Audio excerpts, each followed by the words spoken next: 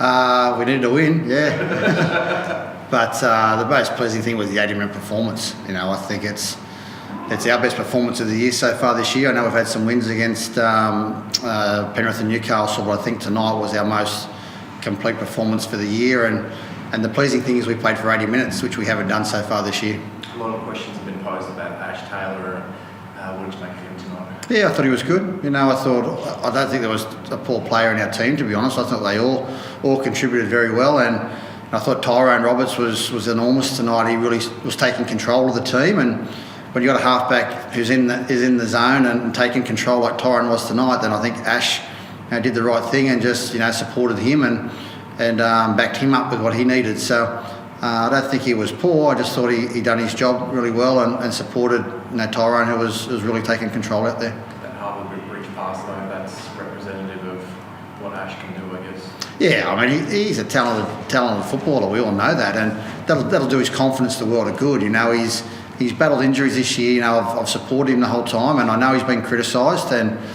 But we're working very hard with Ash, and that tonight, the performance he put into that pass, and the fact he controlled the game fairly well when he was required to, I think will give him the confidence going forward, which is what he needs. That was kind of that response to Garth, what happened yesterday with the board saying they wanted to review the football department with the players, giving their response to that. I'm not sure, Maggie. I just think that they were just determined to get a result tonight. And as far as the board, the reviews, and that stuff that's been made this week. Look, that's not a news flash to us. That's the industry we're in. I'm a coach. I coach rugby. I'm judged on my results, so I'm fully aware of that. So the articles in the media, are, to be honest, are white noise for me. I've just got to focus on what my job is, And I said yesterday in a press conference, I don't lie awake worrying about my tenure or worrying about my job. If I'm doing that, then I lose focus on what my job is, and that's to coach the footy team. I lie awake at night, but it's trying to get us to win and think of ways to win. And I think the boys were just, they've been disappointed so far this year. They've been in positions where they can win games, and we haven't been touched up in any of our games. We've been in every game we've been at. Some of them we've led for parts of the game.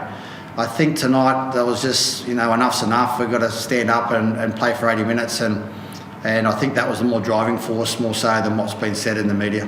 Garth, what about your big men tonight coming up against our, why they've been enormous this year? Your big men paved the way for the little guys to do it. Yeah, like Jared Wallace was great, but I mean, Mo Fodawaker, wow, he played 45 minutes straight. At the halftime break, came back and played another 5 minutes. So he was the only middle to play 40 minutes straight, and he's a 19-year-old front rower. That's enormous. And there was some sets he was having 2 and 3 carries every set, which is fantastic. And we've got some super kids here in our club, and that's the exciting thing for me as a coach.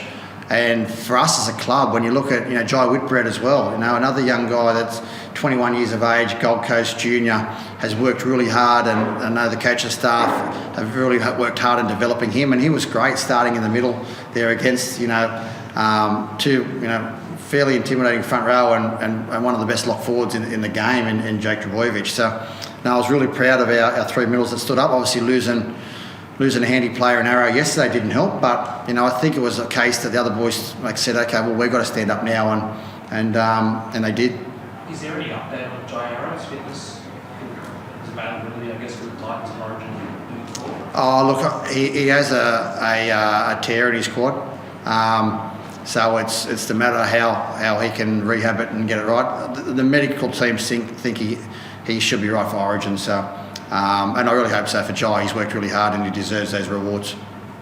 Torn cord, that can be pretty serious, can't it? Yeah, the medical team seem to think that it should be okay. So he got tested today, and his strength was was pretty good there today back home with our medicals team. So look, at the end of the day, hopefully for Jai and Queensland he can make Origin, but I'm sure the medical team will do everything they can to try and make him available for that. I certainly want him to be available for that. I'm not a coach that's going to hopefully keep him in cotton wool. I want my players playing Origin. It's the best arena in our game. It's our showpiece, and if he's fit and healthy, then I want him playing. Freddie probably doesn't want me saying that, but I'm quite happy for him to be playing. But it'd be rich to be deserved considering. Yeah, that's right. He's earned it. He's been great for us this year. He's really stepped up, and you know, I thought he's earned the right to be in that Origin team. So I really hope injury doesn't rob him of that opportunity. But if it robs him from game one, I'm sure there's 2 more games where he'll be back in that Origin team, and he'll be back in the Titans doing what he's been doing for us all so far this year.